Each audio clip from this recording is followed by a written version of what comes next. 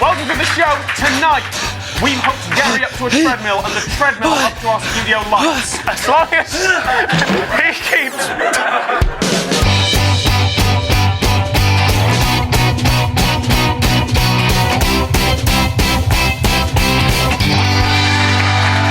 Welcome to the technical difficulties. And tonight, we start in the past. Many years ago, Toast Tom and I cooked bacon and eggs on an iron. We looked different back then. Today, we're taking it one further. We're cooking a full English breakfast on 3 irons with Matt Gray. I'm going in for the bacon while Matt Gray cleans his iron. The best way to cook a sausage using an iron is using the hot bit. Well, what I'm going to make sure I do get a nice crispy skin is going to see me. I'll just make sure I firmly apply that to the edge of that bacon. Score some edges for it, rub some salt in it, though, nice and crispy on the iron. Scholars say that in the olden days, before they had proper ovens, but they still had the iron irons, you know, where it gets its name from, the big hunk of iron, they did actually use this to cook bacon. I've heard that. Which in those days was obviously called ye olde bacon. Ye bacon with an E on the end of it. Yeah. Of course, the technique of cooking an oven was rediscovered in the 1940s, wasn't it? Oh yeah, that was with Mr. Edwin Cole, I think. Edwin Cole patented it, of course. They needed a face for the product, and they've got the George Formby iron. Exactly. You can't also iron your shirts after you've used an iron on bacon unless you have a shirt made of bacon. Ooh, this sausage is almost ready, I think. So, with our major meaty components toasted between 2 flat plates of meat, it's on to the beans and the egg. Only the bravest chef, I think, can only try and cook an egg on an iron on their own. 2, 3, possibly 4 of you. It could be a family occasion. It's a family occasion. What you do, if you have got a very young child, don't put them at the hot end of the iron, that's cruel. Get them at the cool end. Yeah. Possibly get them to sing a song of encouragement. Catch it, that's it. If you like it over easy, what you do is you just plonk another iron down on top. While that's finishing off with that egg, what I'll demonstrate is a technique for cooking the fried bread. Now, if you like fried bread as a healthy snack, you're an idiot. It can't be done. Slap it down in the fat that's been produced by your bacon, and you pick up your iron, slap the bread down thusly, and then just like that. And while you're doing that, the egg is just about ready. I'm just going to slowly ease off from underneath it. Let's finish this off. We just leave the beef to start. Molto bene. Perfecto. What you do is make sure you keep moving them. Yeah. Otherwise they will stick and they won't be very pleasant. Then again, I don't mind the crispy beans myself. Just the way you stood, man. I'll bring the plate over. Your kitchen is filled with that aroma of just cooked bean. There you go. They go straight onto the plate there. And the proof of all food is in the tasting. Show it to him. Do it. Genuinely, that's cooked that nice. That's really good bacon, actually. There's the egg and big bread. Well, it's good bacon. Good egg. Well, bacon is just actually really, really nice. That was actually really good. I've got to admit, I've had a lot of fried breakfast in my time. Wouldn't concede it. And I've got to say, that was really, really nice. Try it yourself. I mean, don't use your iron you're going to cut your, iron your clothes with. With a very bacony shirt. Was there any camera trickery there? That was all genuine? There was no camera trickery, that's all one go. And I've still got the ironing board.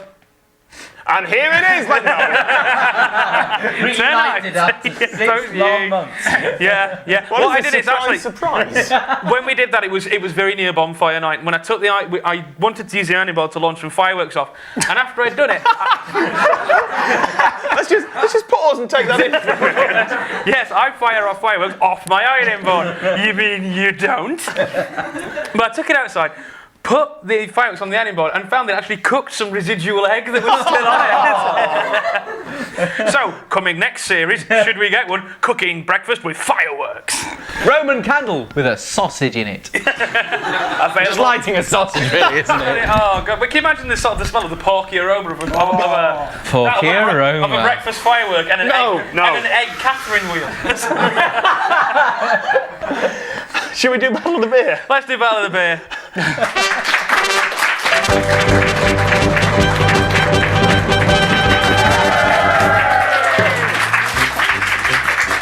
Time once again for the Battle of the Beer. As usual, there are 9 questions in 3 categories between Toast and Gary. The winner walks away with the beer, which tonight is Matt. 4 cans of Value Supermarket Bitter. I resign. No.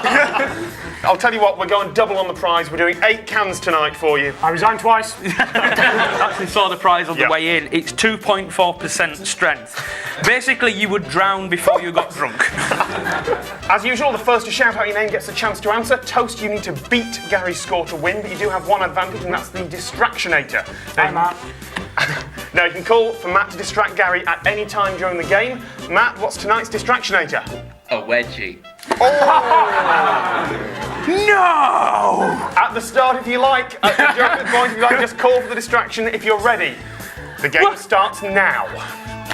Your first Your first category is Matthews. Which author of comic strip Life in Hell went on to create Matt Groening. Toast, Matt Groening. Toast, Matt Groening. Next question, come on.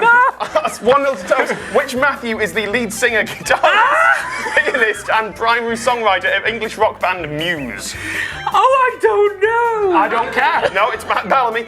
Born in 1930 and famous for his Norfolk accent and TV commercials, and the Turkey Twizzlers, his company. Gary. That's enough. Brandon Matthews is right. It's the end of the Distractionator. Round 2, it's 1-1. Your category. I neither have an arse nor crotch anymore. Your category is I'm a 10-year-old again. Answers that sound rude but really aren't. Used in many places, including notably Mazda cars. Which type of combustion engine used? Toast. Gary. No, Toast. Wankel. Wankel is absolutely right. It's 2-1 to Toast. Born in 1974, which British fashion consultant and TV presenter is best known for his show How to Look Toast? Gok Wang. I'm going to accept that. Gok Wan, that's fine. It's now 3-1. What name is given to a type of tree native to the Middle East and the light green nuts that it produces? I was looking for pistachio. It's still 3-1 as we go into the final round, which is biscuit, cereal, or cake. No! All I need Horror to do, from the past. tell me whether it's a biscuit, a cereal, or a cake. Gob. Toast. Toast. Biscuit. No handing it over. Cake. Absolutely right. It goes to 3-2. Maypo. Toast. Biscuit. No handing it over. Wasn't it the thing? Maypo. Cereal. He's right. It's 3-3. Toast. You need this one. Toast. Biscuit. He's right! Knew that one had to come in. Congratulations, Toast. The beer goes to you. Gary, go and sort your undercrackers.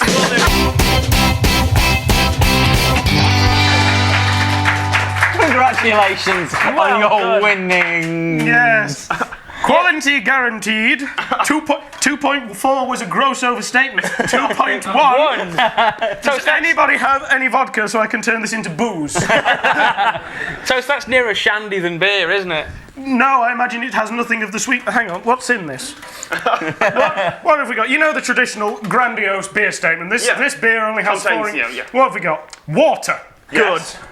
No, that shouldn't be first. I'm sorry. That's Beer should be malted barley, that's fine. Yeah. Liquid sugar. Liquid sex. Are you drinking that, or are you just going to... I don't know. I might donate it to some good cause, like how many beer cans can I make explode?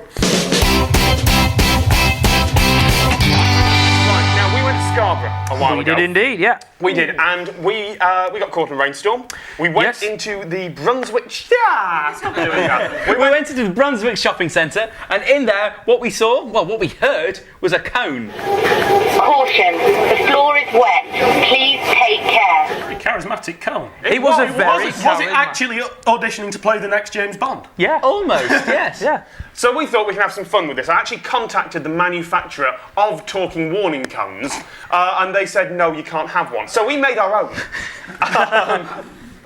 And I got first crack with it, and it sounds a bit like this. Watch out, there's a cone here, mind the cone, watch out for the cone, cone, there's a cone, mind the cone, watch out for the cone, don't trip over the cone. So you got the woman who ignored it, the dog was interested. Yes. Tom, that's the story of your life, though, isn't it? I distinctly heard it go, oh God, as it walked past as well. Well, you had next crack, what did you do? I decided to go for the Doctor Who edge towards this thing, it being a slightly pyramidical object, Yep. and this is what that sounded like. Exterminate, exterminate. I I think the more interesting point there is why Doctor Who has parked his TARDIS in a car wash. Yeah. Fair point. Where did you guys find a TARDIS? Next to a car wash. Fair point. I'll get my coat. I don't know why I say that. I presume at some point a Time Lord has to clean his time machine, but... Yeah, Euphemistic. Hey, baby. Want to stop time with me? I took next shot. I think I may have gone a bit too sort of philosophical with mine. Buying things will not make you happier. Oh, I like that. We put that right outside a shopping mall. It did get a bit of attention. People groaned at it. Yes. But they weren't looking at it. It was just like. Yeah, they bloody looked to the next one. That was yours. Oh yeah, you're right. I'm a cone here. I'm a cone and I'm sat here, you know. I'm a cone. Look, I'm looking at you. What accent was that? I've got no idea. I just went for something sounding a bit silly. You told me afterwards you were aiming for Wakefield. Yeah, now I work in Wakefield. I've never heard anyone like that. I can't do accents at all. Yeah, but this bloody next accent is my favourite. I can do it really well.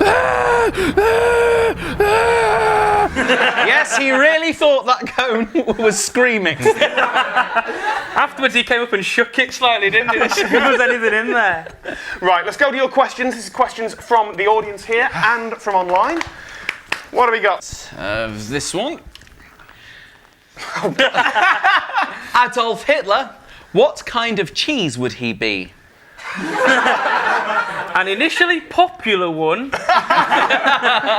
It starts to annex other bits of the cheese aisle. You start to notice it spreading over time, and you have to send in a load of Cathedral City and cheddar in order That has to be one of the mouldy ones then, because mould just kind of spreads. So it's got to be Blue Stilton. Blue Stilton, that's answered that question. That's answered that Next question. one, please. Last Last question is both philosophical and based on Snow Patrol. Oh, shit. If I just lay here, would you lie with me? And just think? forget the world. No, maybe. Thank you. And that is about all we've got time for. Thank you very much for watching. Good night. Good night.